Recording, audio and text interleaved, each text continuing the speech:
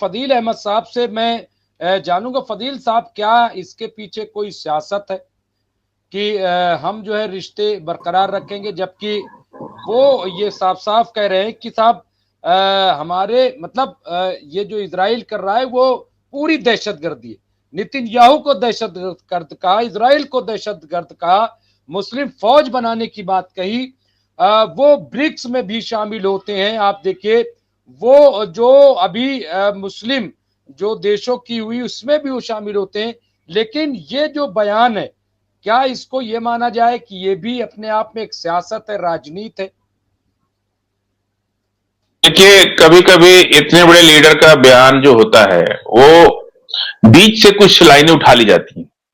कोई मीडिया का, देखिए मीडिया का बहुत बड़ा खेल है, ये तो आपको मानना पड़ेगा। अब वो 20 25 30 साल पुराना जमाना नहीं है कि आंख बंद करके जब लोग मीडिया की बातों को सुन लेते थे और उसको मान जाते थे।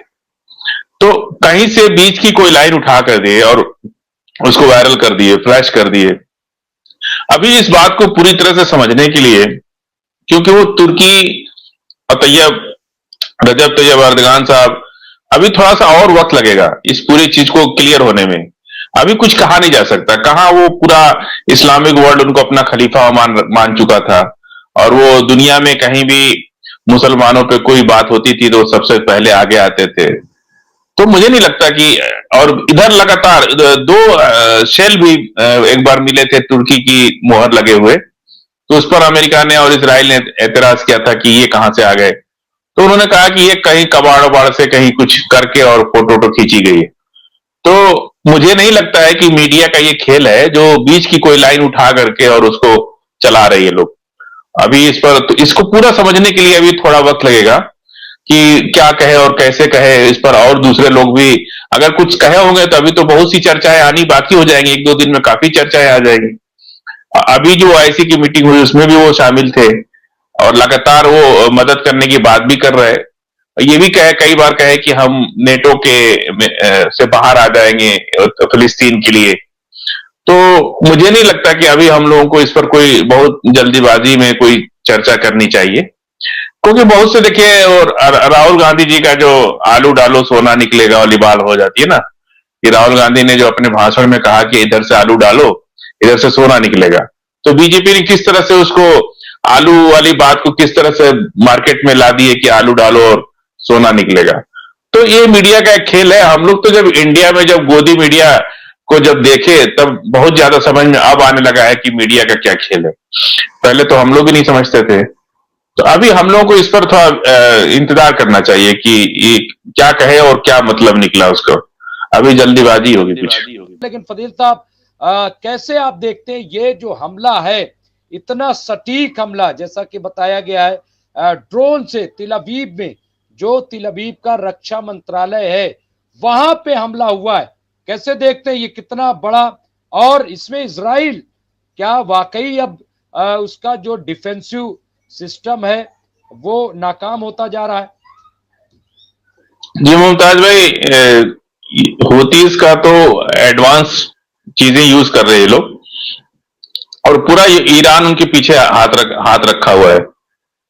तो जो हमले हो रहे हैं वो तो लगातार हो ही रहे, लेकिन इस तरह के हमलों का कोई अब रिजल्ट नहीं निकलना है। 5 गोला ये मार दे वो मार दे, इसका कोई फाइनल डिसीजन नहीं हो रहा जब तक कि कोई ये 20 जनवरी की, या तो 20 जनवरी से पहले ईरान हमला करे, नहीं तो 20 जनवरी के बाद ही इस पर कोई डिसीजन होगा। बाकी एक दूसरे पर बमबारी करते रहेंगे, युद्ध को चलाते रहेंगे, ये उनका नुकसान करेंगे वो इनका नुकसान करेंगे।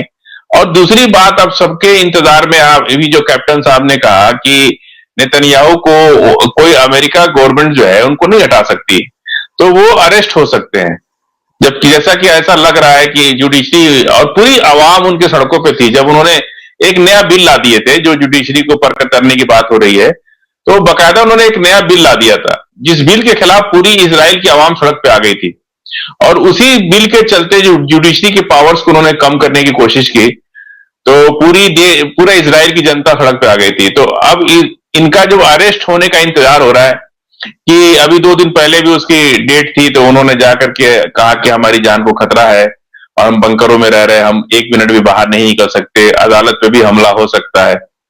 इन सब बातों को लेकर के उन्होंने डेट ली और लंबी डेट लेना चाह रहे हैं मार्च वर्ष तक, लेकिन अदालत दी नहीं, अदालत ने इतनी मोहलत नहीं दी। अब क्या डेट पड़ी है उसमें जल्दी की डेट डाला है कोई। तो ये सारा चीज जो है नेतन्याहू का भविष्य जो है उस अदालती कार्रवाई पर टिका हुआ है कि अदालत अगर अगर अदालत उसको अरेस्ट नहीं करती है तब तक और दूसरा कोई आता है तो बहुत मुमकिन है कि अभी जो परिस्थितियां हैं, अब पब्लिक जो है इस युद्ध को नहीं चाहती है। ये मेरा जो मानना है कि इजराइल की जनता अब इस युद्ध को नहीं चाहती है।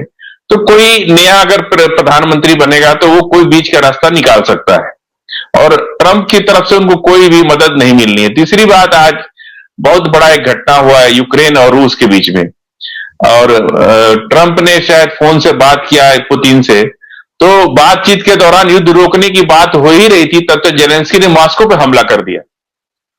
ये एक नया अपडेट हो गया आज। तो इस इजराइल और फिलिस्तीन के युद्ध को आप यूक्रेन और रूस के युद्ध से जोड़ के देखिए, क्योंकि दोनों को एक एक तरीके से आप देख लीजिए कि अगर इस युद्ध को ये रुकेगा तो वो भी रुकेगा। अगर अगर यूक्रेन और रूस का युद्ध नहीं रुका तो फिलिस्तीन और इजराइल का युद्ध भी नहीं रुकेगा, ये मान के चलिए आप। दोनों युद्ध एक दूसरे से जुड़े हुए हैं। तो आज ट्रंप के इंटरफेयर करने के बावजूद जेलेंस्की ने हमला किया, मॉस्को पर बहुत जोरदार हमला किया, ड्रोन का अटैक किया। उसके बदले में रूस ने भी बहुत जबरदस्त उसका जवाब दिया, बहुत मिसाइल गिरा दी। तो ये जो है ट्रंप को भी लग रहा है कि भाई जेलेंस्की तो मतलब अलग ही राह में चल रहा है, अमेरिका से मदद। अब तो जो बाइडेन है नहीं, तो अब क्या उनको अमेरिका वैसे ही मदद करता रहेगा जैसे पहले कर रहा है?